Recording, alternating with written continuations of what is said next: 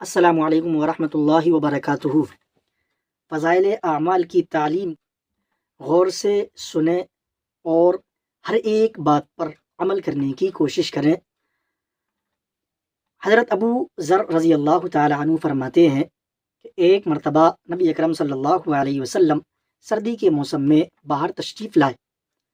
درختوں سے پتے گر رہے تھے۔ آپ صلی اللہ علیہ وسلم نے درخت کی ایک ٹہنی کو ہاتھ میں لیا اور اس ٹہنی کے پتے گرنے لگے۔ آپ صلی اللہ علیہ وسلم نے فرمایا، اے ابو ذر، مسلمان بندہ جب اخلاص کے ساتھ اللہ کے لیے نماز پڑھتا ہے تو اس کے گناہ ایسے ہی جھڑ جاتے ہیں جیسے یہ پتے درخت سے جھڑ رہے۔ تو سردی کے موسم میں فائدہ اس کا یہ ہے کہ سردی کے موسم میں اکثر درختوں کے پتے جھڑ جاتے ہیں، اور کچھ درخت ایسے ہوتے ہیں کہ جن پر پتے تھوڑے بہت بچ جاتے ہیں، اور کچھ درخت تو ایسے ہوتے ہیں کہ پورے پتے ہی صاف ہو جاتے ہیں اور ٹہنیاں ہی ٹہنیاں ان درختوں پر باقی رہتی ہیں۔ تو حضور پاک علیہ الصلوۃ والسلام نے اخلاص کے ساتھ نماز پڑھنے والے مومن بندے کے گناہوں کی مثال ان پتوں سے دی ہے کہ جتنا اخلاص آپ کی نماز میں ہوگا اللہ تعالیٰ اتنے ہی گناہوں کو آپ کے معاف فرما دیں گے۔ اور اب اس حدیث میں ایک غور کرنے والی بات یہ ہے کہ اکثر علماء یہی بیان کرتے ہیں کہ عبادات کے ذریعے سے جو گناہ معاف اللہ تعالیٰ فرماتا ہے ان گناہ سے مراد گناہ صغیرہ ہوتے ہیں، وہ چھوٹے چھوٹے گناہ ہوتے ہیں، ان کو اللہ معاف فرما دیتا ہے۔ ہاں، جو بڑے بڑے گناہ ہیں، کبیرہ گناہ ہیں، وہ گناہ اللہ تعالیٰ بغیر توبہ کے معاف نہیں فرماتا۔ جیسے چھوٹے گناہوں میں سے کیا ہے کہ ہمارے دل میں برائی کا خیال آیا، یا کسی کے متعلق کسی چیز کے متعلق غلط خیال آیا، یا ہم نے کسی اپنے بھائی سے ایسی بات کہہ دی جو اس کے دل کو ناگوار گزری، یہ گناہ صغیرہ ہوتا ہے، چھوٹا گناہ ہوتا ہے۔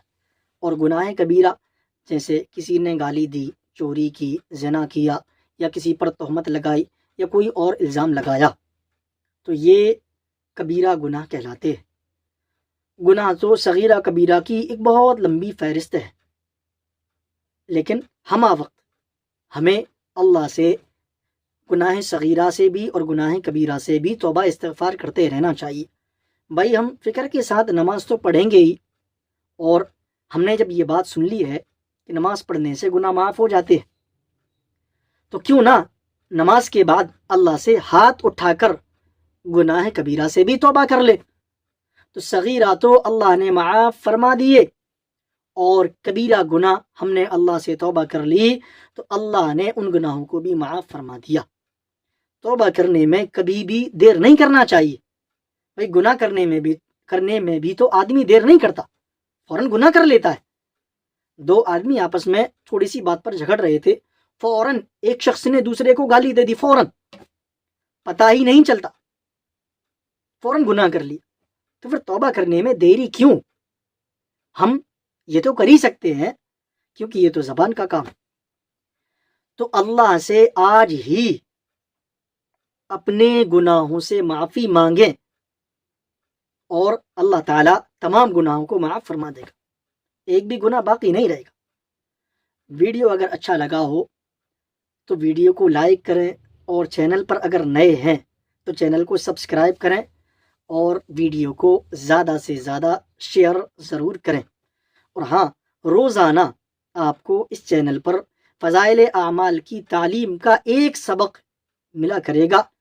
تھوڑا سا وقت نکال کر، کتاب کے سامنے تو بیٹھتے نہیں، موبائل کے ذریعے سے ہی ایک دین کی نئی بات سیکھ لیں، تو اس میں کیا نقصان تھوڑی ہے، کچھ فائدہ ہی فائدہ ہے۔